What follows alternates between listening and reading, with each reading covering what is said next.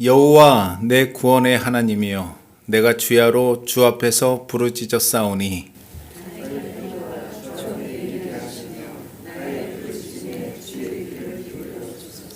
무릇 나의 영혼에는 재난이 가득하며 나의 생명은 수월에서 가까웠사오니 내려가면 저같이 인정되고 힘없는 용사와 같으며 죽은 자 중에 던져진 바 되었으며 죽임을 당하여 무덤에 누운 자 같으니이다. 주께서 그들을 다시 기억하지 아니하시니 그들은 주의 손에서 끊어진 자이니이다.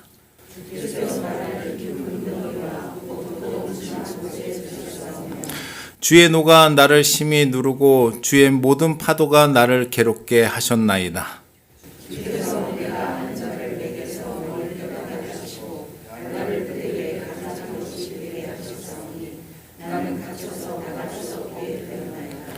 곤란으로 말미암아 내 눈이 새하였나이다. 여호와여, 내가 매일 주를 부르며 주를 향하여 나의 두 손을 들었나이다.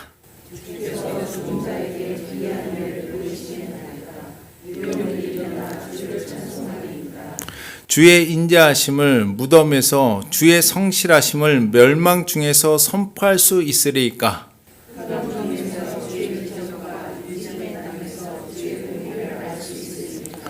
여호와여, 오직 내가 주께 부르짖었사오니 아침에 나의 기도가 주의 앞에 이르리이다.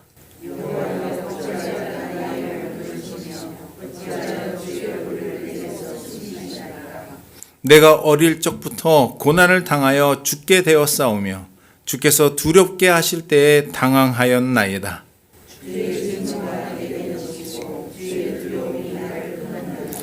이런 일이 물같이 종일 나를 애우며 함께 나를 둘러쌌나이다. 같이 합시다.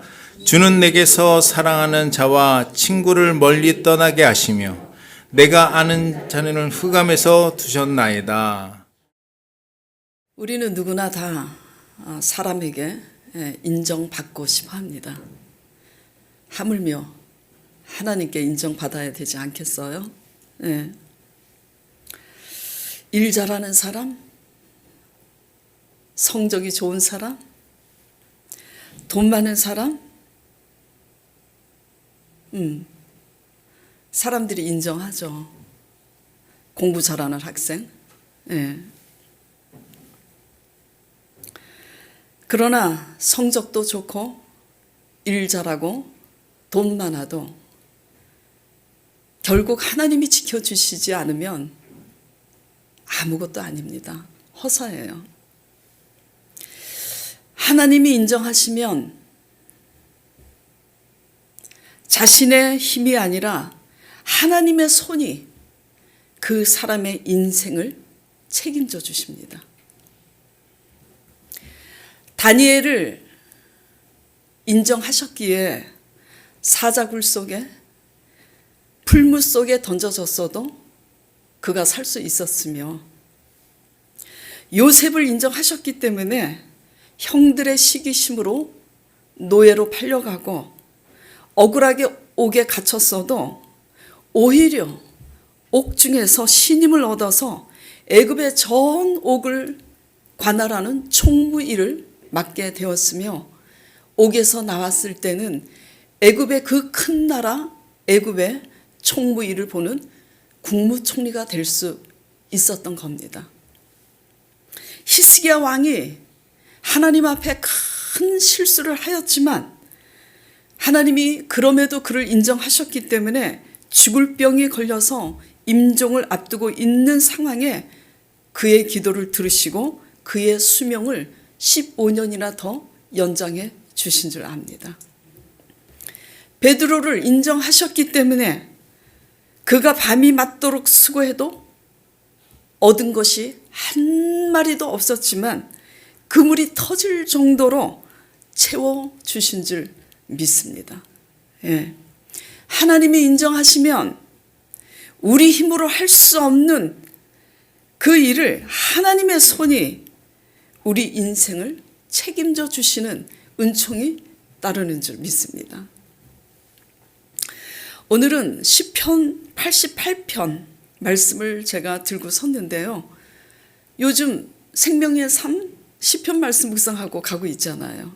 그 중에서도 왜 하필이면 88편일까? 성도들에게 이 말씀이 정말 어렵습니다.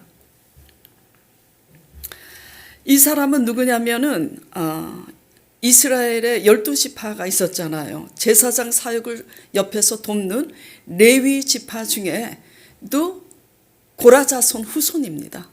그러면서도 성전 음악을 담당하고 있는 성전 음악가예요. 이름은 에스라인 헤만.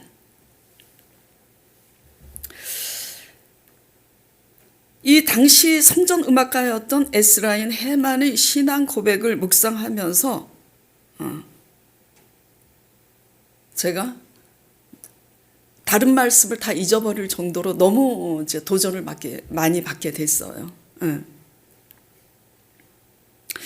이 시편 88편은요, 유일하게 시편이 150편까지 있죠. 148편인가? 하여튼 150편까지 제가 있는 걸로 기억을 하고 있는데, 유일하게 끝까지 소망이 없이 어둠으로 마치는 시편이 유일하게 이 시편 88편밖에 없어요. 그러니까 이 에스라인 헤만은 좋은 일 보지 못하고 하늘나라 간 거예요. 그렇게 기도를 했음에도 하나님의 응답을 받지 못하고 생을 마감한 거예요. 어디를 찾아봐도 하나님의 응답이나 하나님의 임재로 인해서 하나님을 찬송함으로 마치는 기록이 없습니다. 이 에스라인 헤만의 신앙 고백에는. 자, 15절 18절 보겠습니다.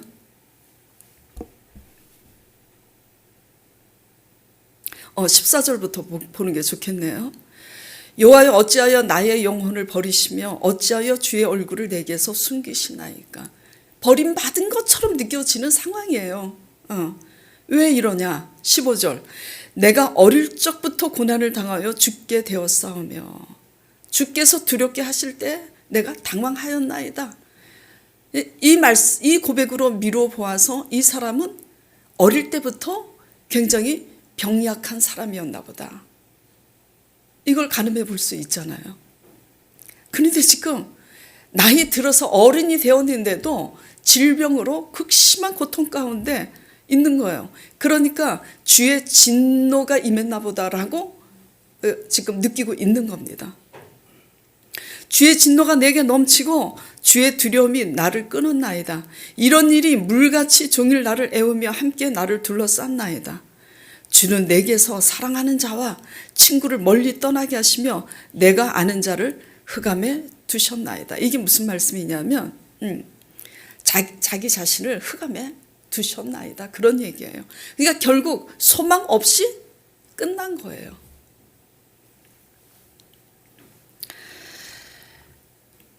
하나님은 하나님이 인정하시는 믿음과 순종의 사람들 거의를 하나님은 그 사람들의 인생을 책임져 주십니다.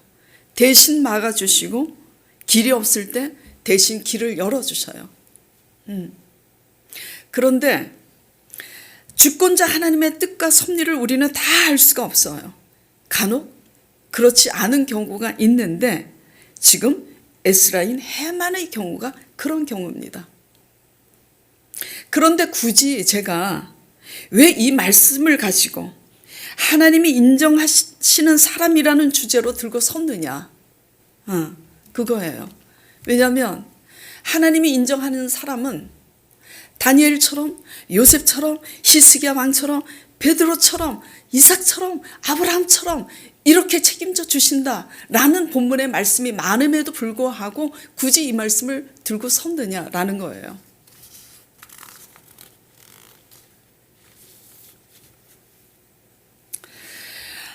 이 사람의 신앙 고백을 통해서 너무나 큰 도전을 받게 되면서 생각난 말씀이 있어요. 제가 교회를 개척했을 때 제게 주신 말씀도 이와 같은 맥락의 메시지라는 것을 생각하게 되면서 하나님이 하나님을 경외하는 사람들에게 원하는 것은 그 무엇보다도 바로 이런 것이겠구나 깨닫게 되면서 말씀을 나누게 된 거예요. 하나님이 저가 신학교 때 하나님이 저를 불러서 신학교를 이제 가게 됐을 때 하나님이 제게 이런 말씀을 하셨어요. 말씀에 배 타고 말씀의 절정 가운데로 가라. 그리하면 내가 그 절정의 항구로 인도하리니 교회는 그러한 것에 의하여 세워진다고. 그래서 날마다 도시락 싸가지고 도서관에 가서 말씀을 깊이 묵상하고 또 깨닫지 못하는 말씀은 하나님께 질문하면서 아버지께서 절정 가운데로 가라고 하셨는데 제 힘으로 말씀의 절정이 뭔지 어떻게 이 미련한 종이 알 수 있겠습니까? 깨닫게 해달라고. 근데 결국은 말씀의 절정은 공통된 게 뭐냐면 항상 십자가였어요. 그런데 그리고 나서 이제 개척을 하게 됐는데 제가 아주 그냥 고민에 빠진 거예요. 이 십자가를 말씀의 절정은 십자가인데 이 십자가를 성도들이 좋아할까? 전한들 알아들을 수 있을까? 제가 고수라는 얘기가 아니라 고학년생이 고학년 교과서 공부를 이제 하고 있으면서 초등학생 학생에게 가르친다고 알아듣겠냐고요. 저도 말씀의 절정 가운데 가다 결국 가니까 십자가인데 말씀의 절정은 저도 그 절정대로 살아내지 못하고 있는데 무슨 그 절정을 내가 전할 수 있겠는가. 그래서 고민에 빠졌어요. 그런데 성령님께서 깨닫게 하신 것은 뭐냐면 그래 어렵지. 성도들이 좋아하지 않아 십자가는. 봉사하고 헌금 많이 내면 복 주신다. 아멘. 그러니까 많이 헌금 내라. 복 주신다. 성도들은 이런 걸 좋아하겠지. 그러나 말씀의 절정 가운데 가라고 한 것은 그 절정의 교훈을 가지고 전할 때 누군가는 그 생명의 말씀을 알아들을 자가 있기 때문에 전하라고 하는 거구나. 진짜 신자 되기 원하는 사람들.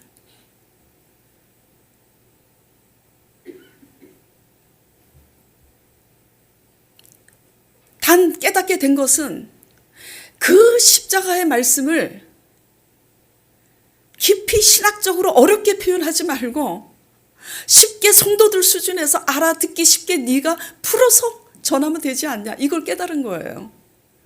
그래서 그 십자가를 이제 제가 전하는 것은 교회에 오래 다니면서 집사라면서 권사라면서 사람들과 다투고 원수지고 등지고 용서하지 못하고 사랑하지 못하는 그런 신앙은 아무것도 아니라 껍데기라는 거. 이렇게 쉽게 전하면 되겠구나. 그래서 이렇게 전하니까 성도들이 하나같이 고백하는 것이 신기할 정도로 교회는 오래 다녔는데 이 교회 와서 십자가 처음 들었다라는 거예요. 얼마나 십자가 찬송을 많이 불렀겠어요? 이런 게 십자가라는 걸 몰랐다고. 그러면서 변화되고 되어가는 과정을 보면서 또 보람을 느끼는데요. 오늘 이 말씀이 왜 이렇게 제게 큰 도전이 되었냐면 이 에스라인 해만의 신앙 고백은 전혀 소망이 없음에도 하나님을 향한 믿음을 지금 뭐죠? 저버리지 않고 있다라는 거. 소망이 없잖아요. 소망이 없다고요. 어릴 때부터 이 사람은 병약했던 사람이고 평생 가도 그런 중에 어른이 돼서 성전 음악가로 봉사하고 옆에서 하나님을 섬겼지만 좋은 일 보지 못하고 그냥 생을 마감했어요. 그런데 어떻게 이런 고백을 할 수가 있죠? 13절 볼게요. 여호와여 오직 내가 주께 부르짖었사오니 아침에 나의 기도가 주의 앞에 이르리이다. 응답 받았어요? 못 받았잖아요. 그런데 또 그가 이렇게 고백합니다. 11절부터 주의 인자하심을 무덤에서 주의 성실하심을 멸망 중에서 선포할 수 있으리까? 그러니까 무슨 말이냐면 하나님이 저를 건강하게 일으켜 주셔야 제가 하나님의 기이하심을, 하나님의 구원을 사람들에게 증거할 수 있지 않겠습니까? 그러니까 내가 낳고자 하는 이유와 목적이 어디에 있는 거죠? 하나님의 선하심을 증거하고자 하는 데 있는 거예요. 내가 건강하게 돼서 내가 하고 싶은 대로 살아가기 위해서가 아니라. 그런데도 하나님은 침묵을 하고 계시는 거예요. 안 들어주세요. 그래서 하늘나라 갔어요. 너무너무 마음이 아파요. 너무너무 큰 도전을 받은 거예요. 어떻게 이럴 수가 있지? 희망 없이 끝났지만 극한의 환난과 고통 가운데서, 더군다나 기약 없이 길어지는 고통 가운데서 어떤 응답도 어떤 대답도 듣지 못하고 소망도 보이지 않는데 원망하기보다는 어떻게 자신의 고통을 이렇게 신실하게 아뢰면서 하나님을 향한 믿음을 놓지 않을 수가 있지? 너무 신기하다. 희망 없이 끝났지만 하나님을 향한 믿음을 놓지 않는 그의 신실한 마음에 도전을 받는 거예요. 가장 깊은 믿음의 정직함이 이런 믿음이 아니겠는가 깨닫게 되는 거예요. 저를 돌아보게 되더라고요. 사람의 눈에는 실패한 것 같지만 하나님의 눈에는 승리한 것이 바로 이런 것 아니겠는가? 이런 사람 아니겠는가? 그런 걸 깨닫게 됐어요. 하나님이 원하는 사람이 바로 이런 사람이겠구나. 내가 원하는 사람이 바로 너 같은 사람이다. 이러시겠구나. 네.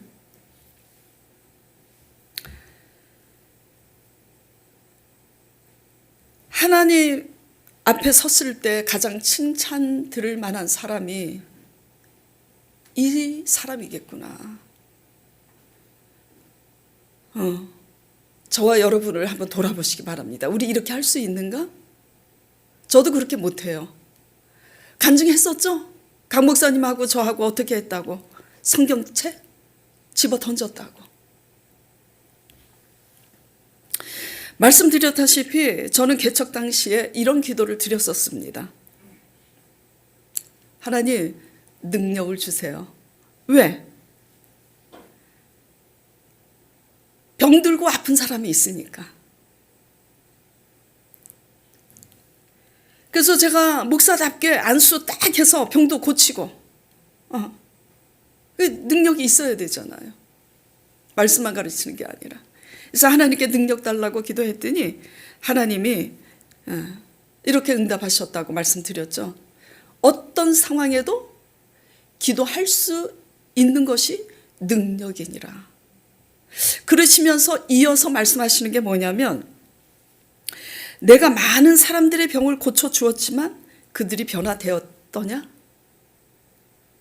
돌아보니 제가 순복음 교회를 다니면서 평신도, 구역장, 지역장, 신학교, 그리고 신학교를 졸업하기까지 진짜로 하나님께 기도해서 병이 나은 사람들 치고 변화받은 사람을 본 적이 없어요. 병 고침을 경험했지만 변화받은 사람을 본 적이 없고, 뭐죠?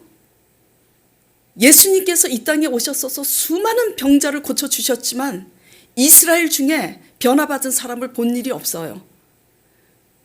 누구 중에 있냐면 하나님 안 믿는 오히려 이방인 중에 그런 사람들이 있더라고요. 귀신 들린 딸을 둔 가나안 여인, 오히려 이방인인 백부장. 저는 능력을 구하는 제 기도에 하나님께서 이 두 가지를 하심을 통해서 깨닫게 됐어요.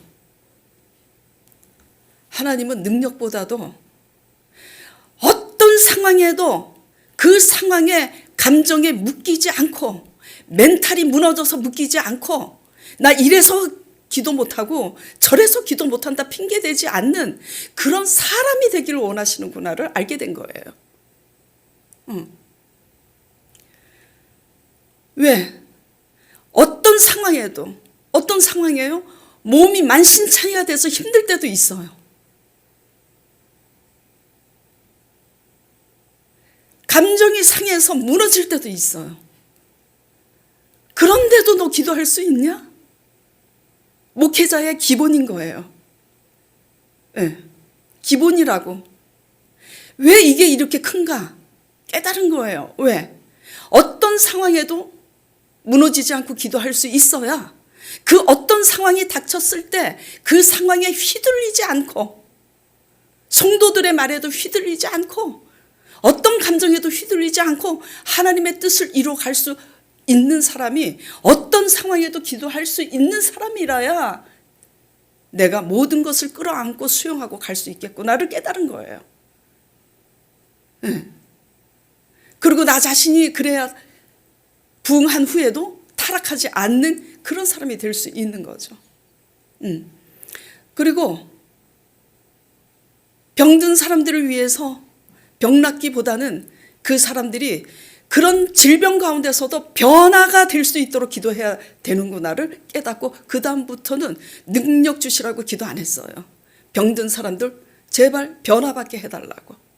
자기 중심에서 하나님의 중심의 사람으로.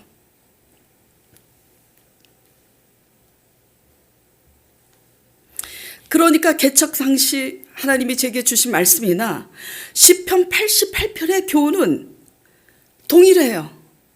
하나님이 진정 보시는 능력은 뭐냐면 상황이 아니라 뭐죠? 변하지 않는 마음이라는 거. 에스라인, 헤만 이 사람이 지금 상황이 질풍노도의 정말 극한의 환난과 정말 말할 수 없는 그냥 하루 주야로 그 감정이 롤러코스터를 탈 수밖에 없는 상황임에도 불구하고 어떻게 하나님을 원망하지 않고 이렇게 신실하게 한결같은 마음을 유지할 수 있었는가. 이게 너무나 큰 도전인 거예요. 우리는 어때요? 우리는 조금이라도 나를 인정해 주지 않으면 삐지고 얼굴에 드러나고 말로 표현을 하고 그러잖아요. 목사로서의 기본은 상황이 이래서 기도를 못했고 감정이 이래서 기도를 못했다라는 것을 뛰어넘어야 목회자의 기본 자질이구나 깨달으면서 그러면 하나님을 믿는 성도로서의 기본은 뭐냐 이거죠. 성도로서의 기본은 세상 사람들보다는 적어도 구별이 돼야 된다 이거죠. 내 기분이 나쁘다고 인사 안 하고 내가 기분이 좋으면 어느 날 막 기분이 내펴서 인사하고 말 걸고 성도로서 이러면 세상 사람보다 못한 거잖아요. 누가 그렇다는 얘기가 아니에요. 상황이 이래서 주일 성수 못 지키고 내 감정이 이래서 주일 성수 못 지키고 말씀 보는 거 유튜브 쳐다보고 텔레비 쳐다보는 것은 하루에 7시간 10시간도 하고 있으면서도 하루 5분 말씀 보는 거 말씀 보라 그러면 어떻게 해요? 아 지금 상황이 이래서 일이 잘 풀리지 않으니까 마음이 편치 않으니까 말씀도 못 보게 되네요. 기도도 못 하게 되네요. 우리는 우리 입장에서 너무나 타협을 합니다. 하나님은 큰 거 원하지 않아요. 일이 잘 풀려서 마음이 안정이 되면 하겠다고 하는 거 너무나 우리 중심에서 사는 신앙이잖아요. 변화무쌍한.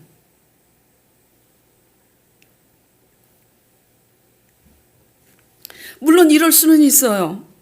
장례나 결혼식이나 믿는 사람으로서 축의금이나 부의금만 보내고 주일 성수를 지킬 수 있으면 지키면 좋은데 축의금, 부의금을 계좌로 보내지 않고 꼭 그 사람에게는 직접 가야 본이 되는 그런 사람인 경우도 있어요.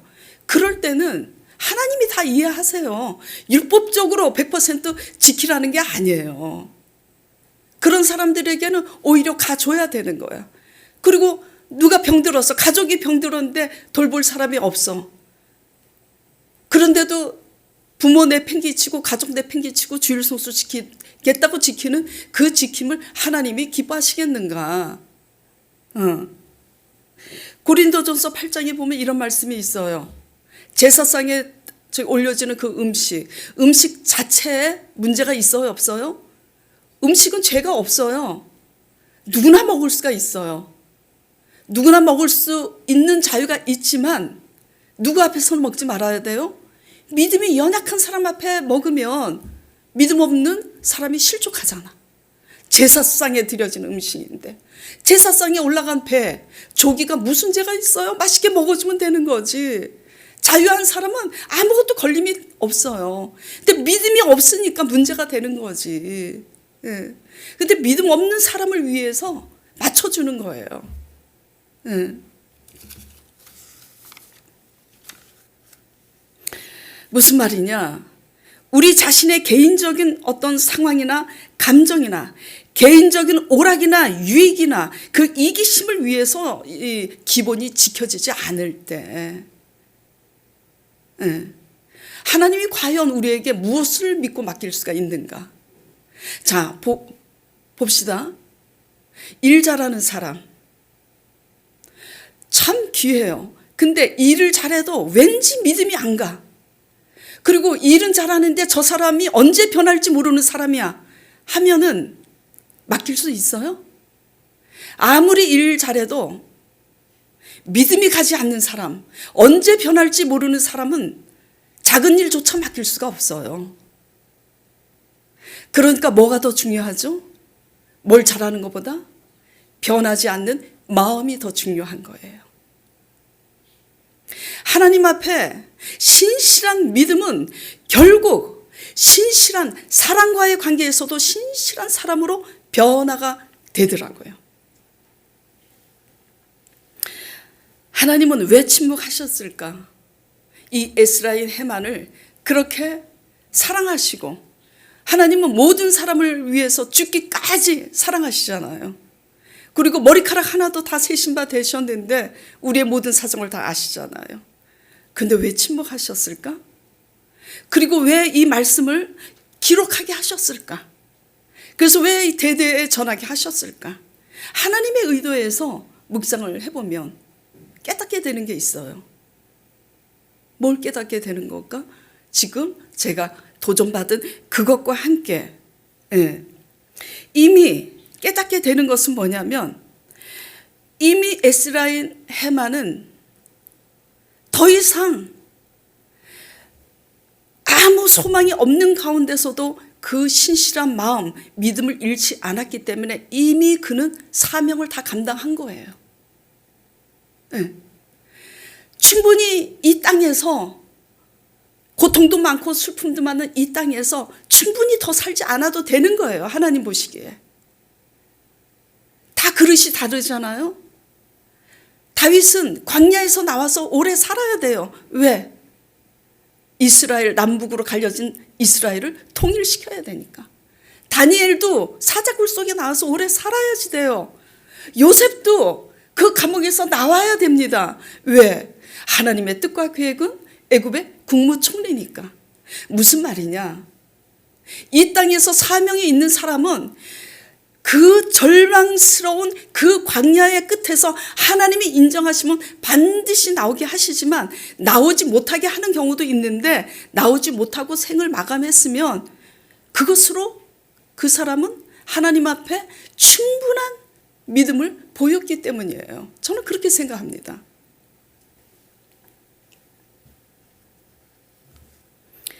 상황은 변해도 믿음은 변하지 않는 거. 이것이 영혼 구원이고 거듭남이고 하나님이 우리에게 그 어떤 열심보다도 그걸 원하신다라는 거. 이걸 믿으시기 바랍니다. 믿음이 없이는 하나님을 기쁘시게 못하나니 믿음이 있으면 이러든 저러든 변하지 않습니다.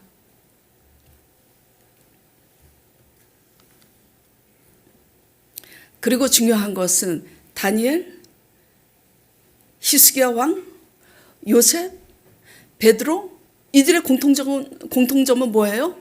다 마음이 신실한 자들이에요. 수많은 사람들이 마음이 신실하지 않았습니다. 오병이어의 기적을 행했을 때 어떻게 했죠? 수많은 유대인들이 예수님을 왕으로 삼고자 따라다녔잖아요. 근데 예수님이 뭐라 그래요? 너희가 배부른 까닭에 나를 쫓는다고. 근데 베드로는 어떻게 했어요? 응? 그물이 터지도록 물고기가 잡히니까 베드로가 뭐라 그랬어요? 그 주님의 능력 앞에 자신의 작은 것을 깨닫고 나는 죄인이로소이다. 오히려 나를 떠나서서 그러셨잖아요. 네. 마음이 달라. 결국 하나님을 향한 믿음 안에서 배우는 것은 뭐냐면 신실하신 하나님의 성품을 담는 그런 사람이 되게 하나님이 하시는 거예요. 저도 그렇게 마음이 신실한 사람이 아니었어요. 정말 신실하지 않았어요. 변덕이 죽을 듯하고. 배기 싫은 사람은 꼴도 안 봐. 어느 집사님이 전번주에 퀴티할 때 목사님 저 아주 승질도 못돼 빠졌고 보기 싫은 사람 쳐다보지도 않는 그런 사람이었다고 그래서 미투 그랬어요. 저 그런 사람이었어요. 네. 그런데 하나님을 향한 믿음이 있어서 믿음으로 가다 보니까 그게 다 변하더라고요. 변하는 정도가 아니라 미운 놈 떡 하나 더 준다고 배기 싫은 사람은 더 이뻐해야 된다는 걸 배운 거예요. 예. 제가 이제 떡 하나 더 주시면 제가 배기 싫어하는 사람이다. 이렇게 하시길 바랍니다. 장난이고요. 예.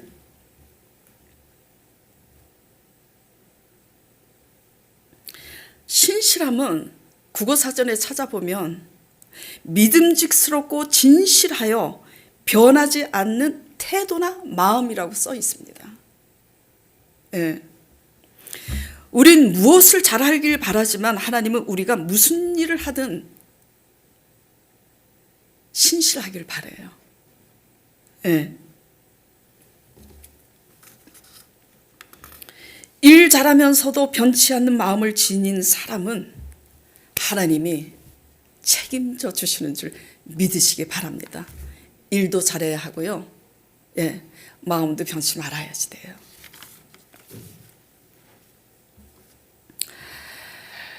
하나님은 거룩하신 분이고 신실하신 분이세요. 하나님의 성품은. 예.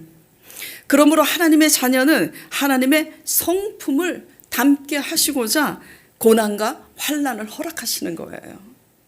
고난과 환난을 통해서 뭐가 달라질까요? 우리는 고난과 환난을 당하면 그 고난이 빨리 비껴가길 원하고 회복되길 원해요. 그러나 늘 말씀드리지만 하나님의 관점에서는 아니잖아요. 고난과 환난 가운데서는 우리의 자아가 깨지길 원하는 거예요.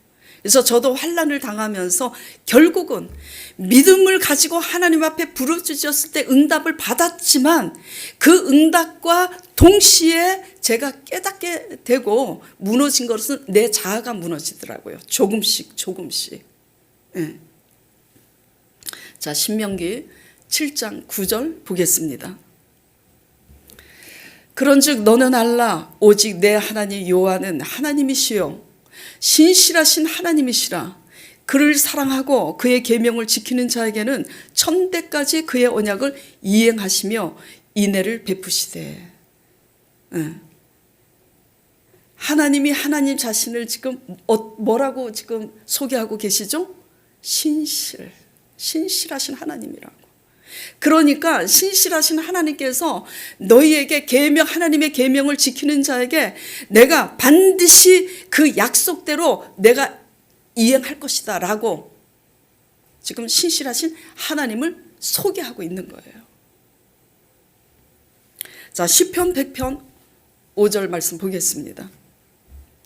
여호와는 선하시니 그의 인자하심이 영원하고 그의 성실하심이, 여기에도 마찬가지예요. 그의 신실하심입니다. 여기에 성실은 그의 성실하심이 대대 이르리로다.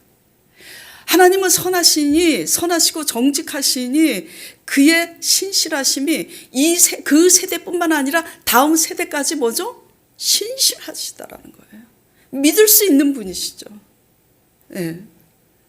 우리는 그런 하나님의 신실하심을 닮아가야 된다라는 거예요. 네. 하나님이 인정하시는 신실함은 그럼 무엇일까? 큰 거예요? 작은 거예요. 작은 거부터. 작은 거부터. 네.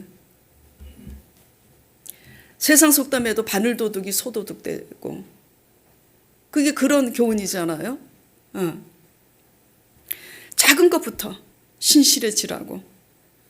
작은 거에 신실하지 못하면서 절대로 큰 거에 신실하지 못합니다. 이게 진리예요. 누가복음 16장 10절 보겠습니다. 지극히 작은 것에 충성된 자는 큰 것에도 충성되고 지극히 작은 것에 불의한 자는 큰 것에도 불의하니라.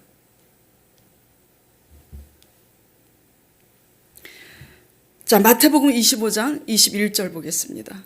그 주인이 이르되 잘하였도다 착하고 충성된 종아, 너가 적은 일에 충성하였음에 내가 많은 것을 내게 맡기리니 내 주인의 즐거움에 참여할지어다.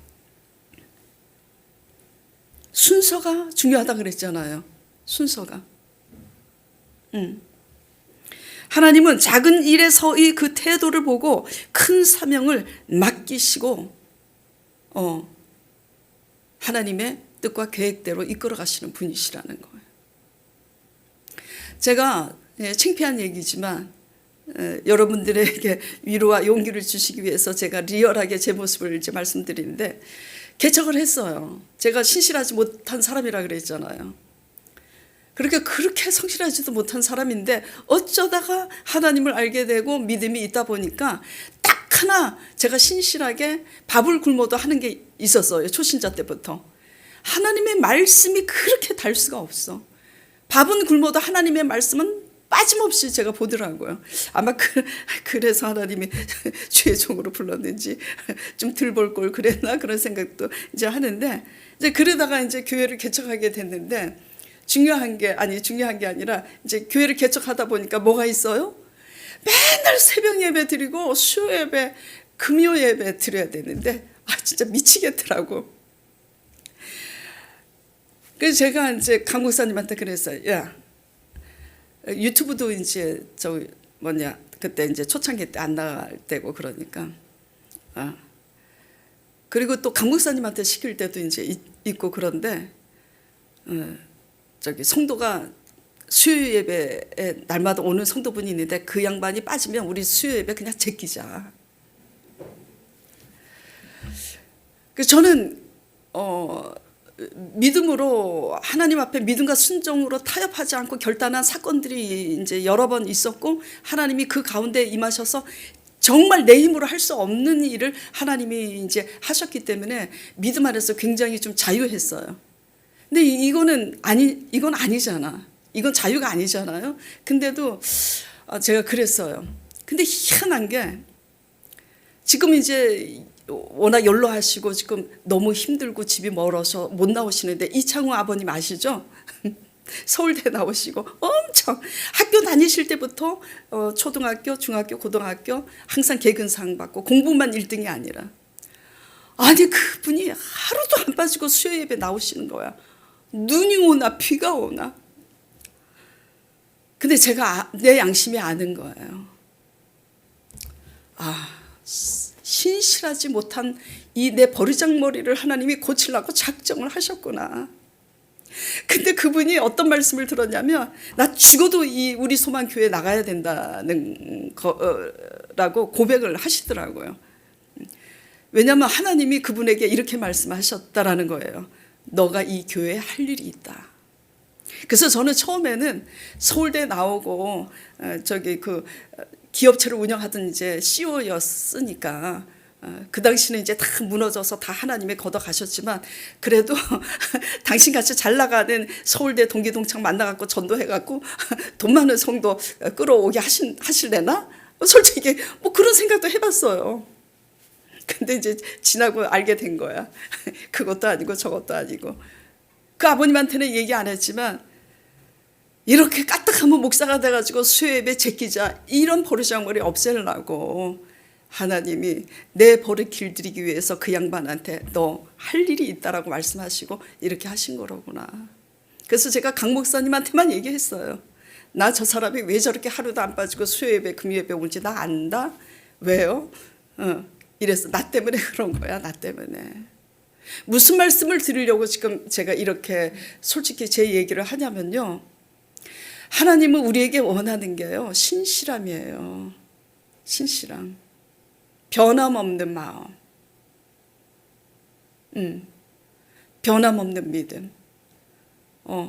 조금만 싫으면 그냥 확 저기 하고 내색하고 조금만 좋으면 막 이렇게 하고 신실한 마음이 돼야 어떻게 되죠? 절망 가운데서도 도망치지 않아요. 신실한 마음이어야 변함없는 믿음으로 늘 하나님 곁에 있어요. 그리고 이렇게 하나님을 향한 신실한 마음이 길들여질 때에 뭐가 또 달라지냐면 사람의 관계에서도 신실해지는 거예요. 하나님 앞에 신실하지 못한 사람이 어떻게 사람 앞에 신실해지겠습니까? 저는 아직도 신실해지는 것을 배우고 있는 중이에요. 그래서 하나님의 영광을 위해서 성도들의 영생 얻기 위해서 내가 정말 신실한 사람 돼야 되는구나. 정말 저 나름대로는 몸부림을 치고 가는데 너무 부족해요.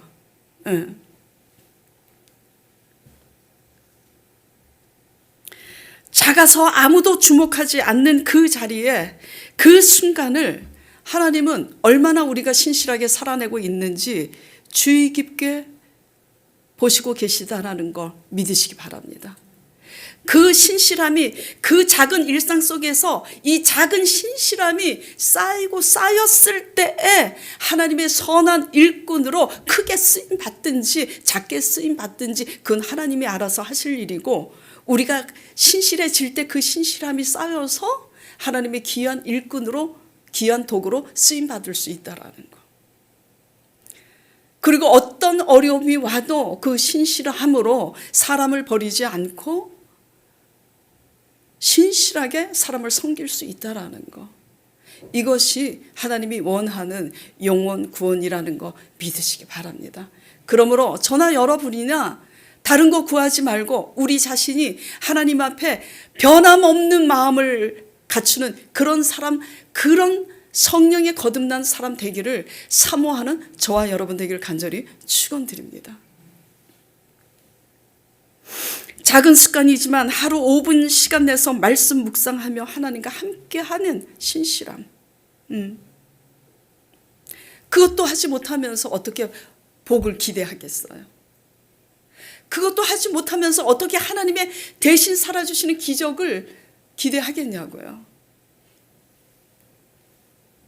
감정에 휩쓸려서 내 기분 따라서 쉽게 감정을 드러내는 언행과 그런 표정들, 이런 것이 달라지지 않고 어떻게 구별된 백성이라고 하겠습니까? 우리 모두 하나님이 인정하시는 사람인가 돌아보면서 하나님의 인정을 받는 신실한 사람으로 거듭나는 저와 여러분 되기를 간절히 축원드립니다. 상황 따라 마음이 변하는 그런 사람은 아닌지,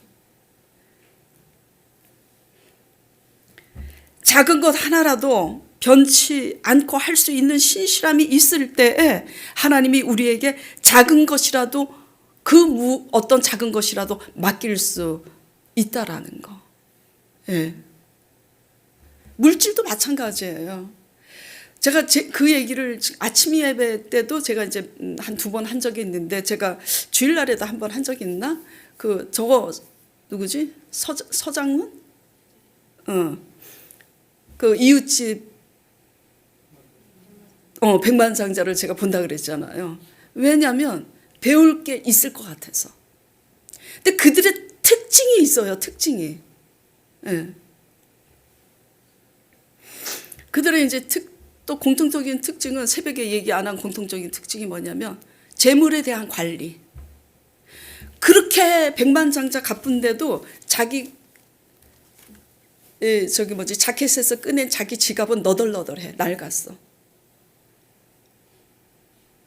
굉장히 검소해요. 자기 자신에게는 검소한데 남들에게는 뭐죠? 크게 베풀더라고. 크게 나누더라고. 자기 자신에게는 굉장히 절제해요. 그런데 이웃을 위해서 남에게는 크게 베푸는 거, 이게 공통점이더라고. 그래서 하나님이 저렇게 불을 허락하시고 그 불을 저렇게 나이 들도록 지키고 이어갈 수 있었겠구나 깨닫는 거예요. 그리고 공통점이 뭐냐? 멘탈 관리.